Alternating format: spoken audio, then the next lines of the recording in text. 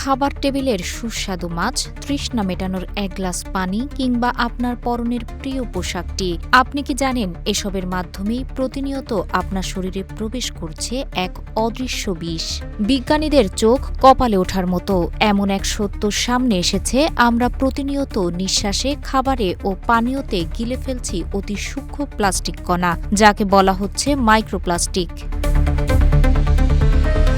স্বাস্থ্যবিদরা বলছেন, এই মাইক্রোপ্লাস্টিক শরীরে নিয়মিত প্রবেশ করলে ক্ষতি হতে পারে ডিএনএ, নষ্ট হতে পারে অঙ্গ প্রত্যঙ্গ ও শরীরের গুরুত্বপূর্ণ কোষ, এমনকি আশঙ্কাজনকভাবে কমে যেতে পারে মানুষের প্রজনন ক্ষমতা। কিন্তু মাইক্রোপ্লাস্টিককে শরীরে প্রবেশ থেকে আটকানো প্রায় অসম্ভব।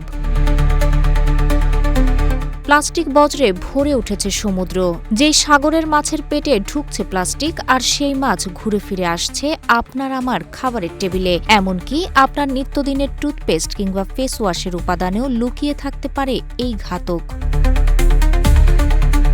জীবন অবাক না করলে কে করবে? 28% মিল্ক ফ্যাটের অবাক করার সাথে ফ্রেশ মিল্ক পাউডার। জীবন অবাক করুক প্রতিদিন। বিশেষজ্ঞরা বলছেন, এটি পুরোপুরি আটকানো হয়তো অসম্ভব, কিন্তু দৈনন্দিন কিছু অভ্যাসে লাগাম টানলেই এই ঝুঁকি কমানো সম্ভব অনেকটাই। টিউবওয়েলের পানিতে মাইক্রোপ্লাস্টিক থাকতে পারে, তাই পানি সবসময় ফিল্টার করে পান করুন। ফিল্টার মাইক্রোপ্লাস্টিকের কণাগুলোকে অনেকটাই ছেঁকে ফেলে।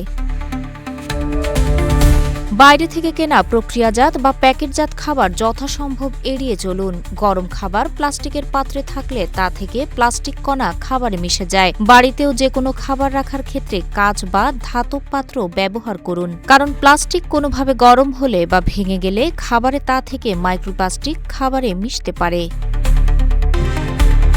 প্যাকেটজাত খাবারের ক্ষেত্রে এ ধরনের প্লাস্টিক বেশি ব্যবহার হয়। প্লাস্টিকের কাঁটা চামচ, বাটি, ট্রে ইত্যাদি একবার ব্যবহার করার পর তাই ফেলে দেওয়া উচিত। পরিবেশ বান্ধব ব্যাগ যেমন চট বা সুতির ব্যাগ ব্যবহার করুন। পোশাকের ক্ষেত্রেও সুতি, উল, লিনেনের পোশাক ব্যবহার করুন। পলিয়েস্টার জাতীয় পোশাক এড়িয়ে চলুন। প্লাস্টিকের এই যুগে নিজেকে শতভাগ সুরক্ষিত রাখা হয়তো কঠিন, তবে কিছু কিছু বিষয়ে সতর্ক থাকলে শরীরে মাইক্রোপ্লাস্টিকের প্রবেশ অনেকটাই এড়ানো যেতে পারে। নিত্যদিনের শারীরিক পরিচর্যার সামগ্রীর মাধ্যমেও মাইক্রোপ্লাস্টিক শরীরে প্রবেশ করতে পারে। মাজন, স্ক্র্যাব প্রসাধনী কেনার আগে লেবেল দেখে নিন। উপকরণের তালিকায় পলিথিন বা পলিপ্রোপিলিন জাতীয় কোনো নাম রয়েছে কিনা। যদি থাকে তাহলে ওই ধরনের পণ্য ব্যবহার করা বন্ধ করুন।